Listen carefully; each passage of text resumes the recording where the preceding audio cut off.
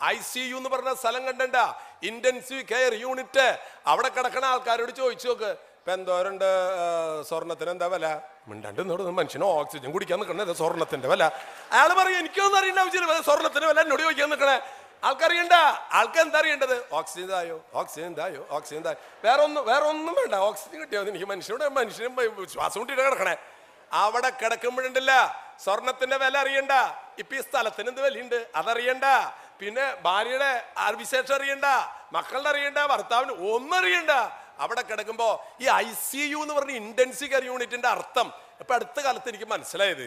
നമ്മൾ വിചാരിക്കുന്നത് intensive care unit എന്ന് അല്ല, അതിന്റെ അർത്ഥം ICU എന്ന് പറഞ്ഞു നോക്കിയാൽ ICU അതാണ് സംഭവം. അതായത് ദൈവത്തെ കാണുന്ന സ്ഥലമാണ് ഏത്? Intensive care unit. അവിടെ ഡോക്ടറെ കാണുമ്പോഴും ഇതാണോ ദൈവം? അല്ലേ. നേഴ്സിനെ കാണുമ്പോഴും ഇതാണോ ദൈവം? എല്ലാവരും കണ്ടാലും ദൈവത്തെ പോലെ തോന്നും, പക്ഷെ ഇവിടെ ഇരിക്കുമ്പോ തോന്നില്ല കേട്ടാ. അത് ICU വരുമ്പോ കാണിച്ചു തരാട്ടാ. അപ്പൊ അതുകൊണ്ട് ഇവിടെ ഇരിക്കുമ്പോ അപ്പുറത്തെ ആൾക്കാർ നോക്കുമ്പോ ഇതെന്തൊരു ദൈവം തോന്നും. പക്ഷെ നിങ്ങൾ ICUലേക്ക് വന്ന് നോക്കിയാൽ എല്ലാവരെ കണ്ടാലും, ഞങ്ങൾ അച്ഛന്മാരായതുകൊണ്ട് പല പ്രാവശ്യം അവിടെ പോകേണ്ട വന്നിട്ടുണ്ടേ. കാരണം ഈ അവസാനത്തെ ഒപ്പുരിശമിക്കൊക്കെ പോവല്ലോ, എന്താ കിടക്കണ കിടപ്പ്, ഒരു വിശുദ്ധന്റെ മുഖം പോലെ കിടക്കണേ. കണ്ടു കഴിഞ്ഞാൽ ഒരു വിദ്വേഷമില്ല, വെറുപ്പില്ല, ഒരു ദുർവിചാരങ്ങളില്ല. എന്തൊരു കിടപ്പ്. സംഭവം മരിക്കണമെങ്കിൽ ICUയിൽ കിടന്ന് മരിക്കണം കേട്ടാ.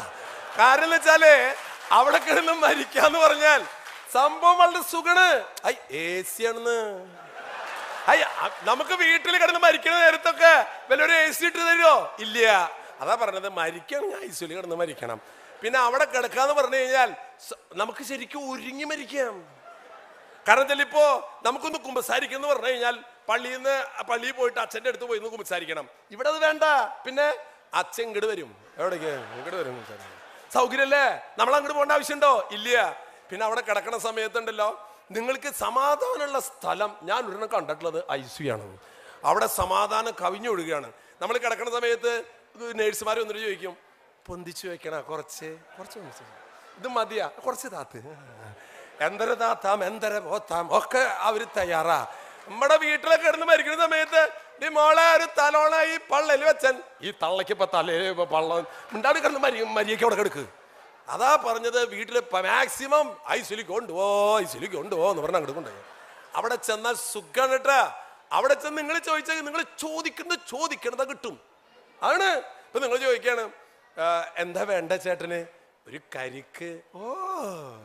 അപ്പോഴേക്കും ആ ഗേറ്റ് ഇതുണ്ടല്ല, ICUവിന്റെ വാതിൽ തുറന്നിട്ട് ചോദിക്കും, ആ രാഘവന്റെ ആൾക്കാര്?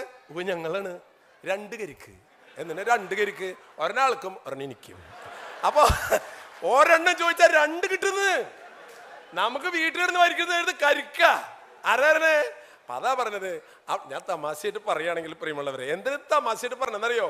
ഏതെങ്കിലും കാലത്ത് നിങ്ങൾ അവിടെ കിടക്കണത് വരുമ്പോ ഈ തമാശ ഓർത്തോട്ട് സമാധാനമായിട്ട് അവിടെ കിടന്ന് മരിക്കാൻ വേണ്ടിയിട്ടാണ്. അല്ല, നമുക്ക് അറിയില്ല ഇപ്പൊ എങ്ങനെ ഇപ്പൊ നമ്മളവിടെ എത്തുമെന്ന് അറിയില്ല. അവിടെ കിടക്കുമ്പോൾ നിങ്ങൾക്കൊരു ടെൻഷൻ ഇല്ലാണ്ടിരിക്കാൻ വേണ്ടിട്ട് ഇപ്പൊ തന്നെ അതിന്റെ ഒരു എക്സ്പീരിയൻസ് എന്നതാണ്. ഞാൻ അവിടെ ചെല്ലണ സമയത്ത് ദൈവമേ ഇല്ല വിഷമിക്കണ്ട. അവിടെ ചെല്ലുമ്പോ നമുക്ക് നമ്മുടെ ജീവിതത്തെ കുറിച്ച് ഓർക്കാൻ മാത്രം നേരം ഉണ്ടാവുള്ളൂ. അവിടെ കിടക്കുമ്പോ മനസ്സിലെ ടെൻഷൻ വരാൻ പാടില്ലട്ടാ. ഇപ്പൊ സിനിമയിൽ അഭിനയിക്കുന്ന 2 ആൾക്കാരിൽ ഇവിടെ ഇരിക്കണത്. ഒരു കാര്യം മനസ്സിലാക്കണം, ഒരു സിനിമ വിജയിക്കണത് എപ്പോഴാണെന്നറിയോ? തുടക്കത്തിൽ കുറെ സ്റ്റണ്ടും പാട്ടും ഉണ്ടാവുമ്പോ ആൾക്കാർ കൈയടിക്കും. പക്ഷേ അവസാനം കഴിയുമ്പോ കുറെ കഴിയുമ്പോ ആൾക്കാർ എന്തൊരു ബോറടി ഇഷ്ടം എന്ന് പറയും. ജീവിതം കുറെ കഴിയുമ്പോ ബോറടിക്കാൻ തുടങ്ങും. അവസാനം മക്കളെ വളർത്തി അവരെ 1 കോടി രൂപയുടെ ചെലവഴിച്ച് അവരെ പഠിപ്പിച്ച് എല്ലാം കഴിച്ചിട്ടുണ്ടല്ല. സിനിമയുടെ അവസാനത്തില് ഇറങ്ങി പോണ നേരത്ത് എങ്ങനെയുണ്ടായിരുന്നു സിനിമ? കാശ് പോയി ഇഷ്ടേ എന്ന് പറഞ്ഞ പോലെ ഈ ജീവിതത്തിൽ മക്കളെ വളർത്തി വലുതാക്കി കാശുണ്ടാക്കി ഒക്കെ ചെയ്തിട്ട് എങ്ങനെയുണ്ട് അന്തോണിയേട്ടാ?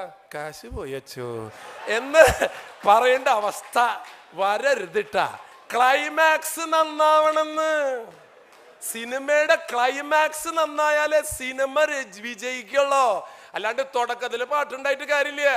നമ്മളൊരു 18 വയസ്സിലും 19 വയസ്സിലും കുറെ പാട്ടൊക്കെ പാടും. പക്ഷേ ക്ലൈമാക്സ്, അതാണ് ഈ ICU എന്ന് പറഞ്ഞത്. എന്റെ വാക്കുകൾ